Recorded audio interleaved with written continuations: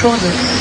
Et puis c'était encore plein de petits pêcheurs, mais authentiques, des choses vraiment authentiques. À mon premier voyage organisé, j'avais fait des croquis, parce que le pays tout de suite, évidemment, pour moi, peindre, le pays m'a enthousiasmé.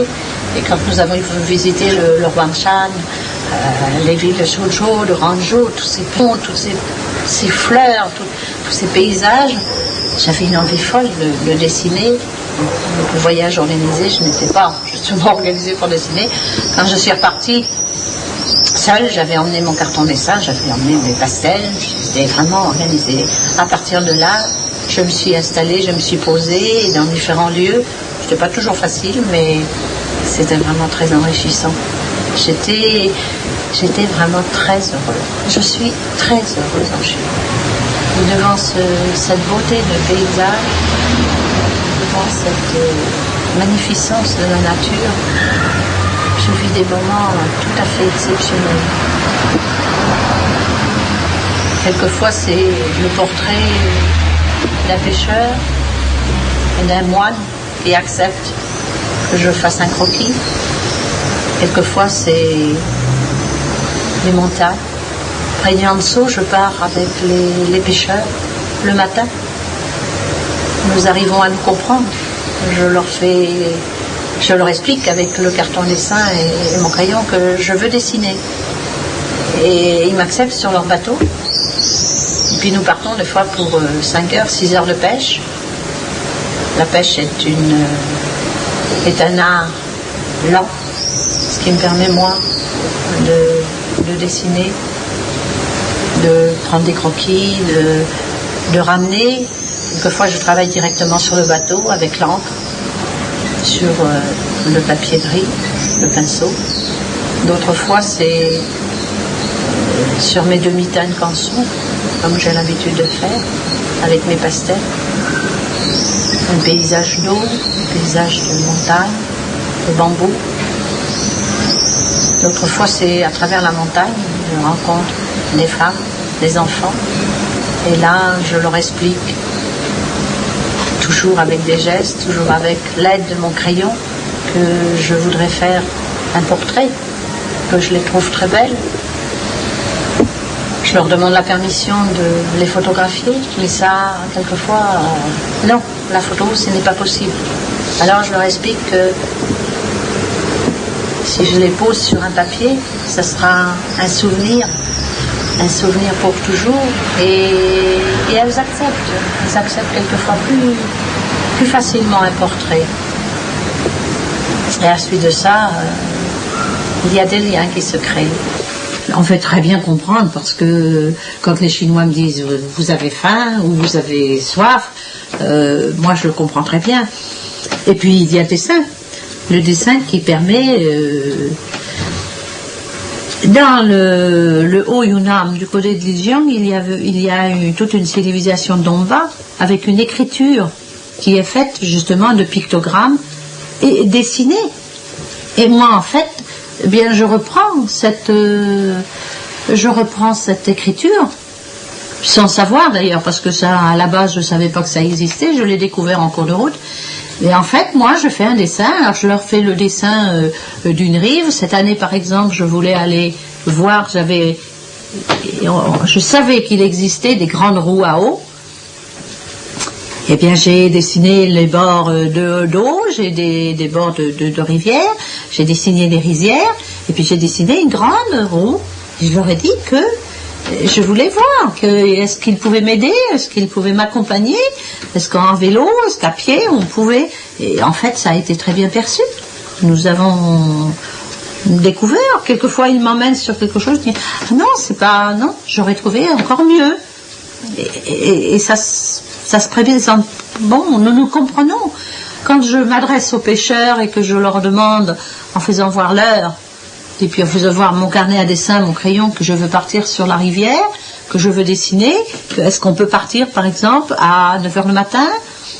Et quelquefois ils me répondent, aujourd'hui non, mais il faut dormir, et puis on se réveille, et puis sur la montre, alors j'ai généralement un gros cadran d'ailleurs qui est très pratique en Chine, ils me font voir à l'heure où ils vont me prendre, ils me mettent le quai, là, à cet endroit-ci, Et le lendemain matin, je suis là et il m'explique que nous partons.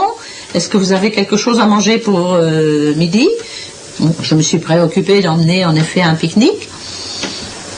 Et puis il me précise aussi que bon, ils vont pêcher, que moi je vais dessiner et que nous rentrerons à 6 heures. Et mon Dieu, c'est facile de me faire voir sur la montre que nous allons rentrer à 6 heures.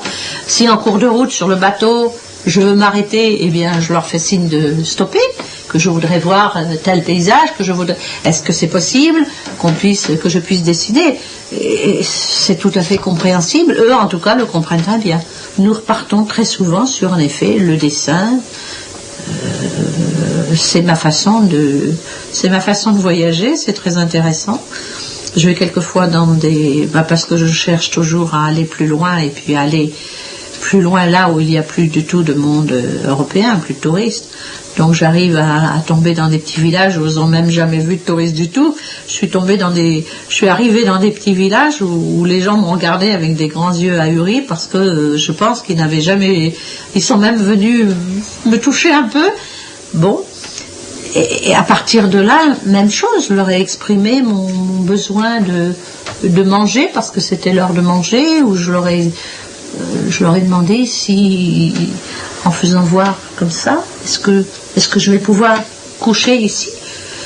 Et contrairement à ce que les Français pensent, ils me comprennent très bien. Ils m'entraînent dans des ruelles, des fois c'est une course, et c'est même très drôle.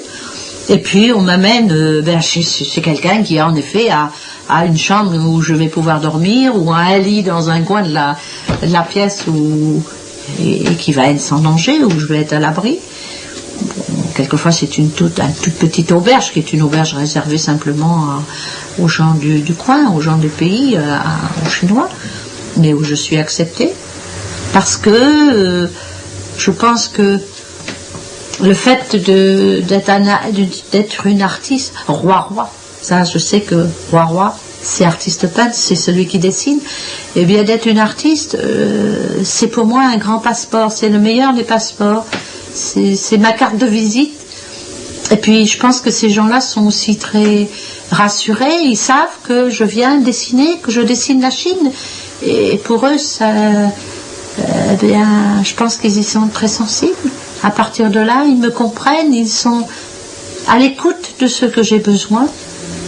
Et ils m'entraînent, mais je suis tout à fait favorable à des découvertes de sentiers, de chemins. J'ai découvert des paysages grâce à eux tout à fait exceptionnels. Je n'aurais jamais rien trouvé, je n'aurais pas trouvé ce genre de choses. Quand je fais des kilomètres à travers les rizières, ou quand je traverse justement les rizières, pour aller voir un vieux village ou un vieux temple qui est complètement isolé, qui d'ailleurs n'est plus toujours visité, qui est quelque chose, une ruine, mais une belle ruine. Voilà, c'est comme ça que je peux voyager, c'est comme ça que je peux être intégrée en fait, et être acceptée par les villageois ou par les pêcheurs.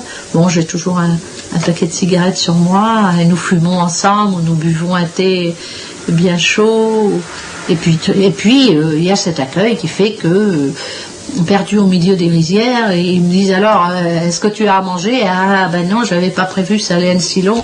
Ah ben viens, on partage, et ça pour moi c'est vraiment une vie exceptionnelle. C'est une découverte, une richesse tout à fait qui m'enchante. C'est ma vie, c'est la vie que j'aime. C'est ce que je veux aussi enseigner à mes petits-enfants, découvrir ce genre de choses. C'est ça la vie, c'est ça la richesse de la vie, c'est ça le bonheur.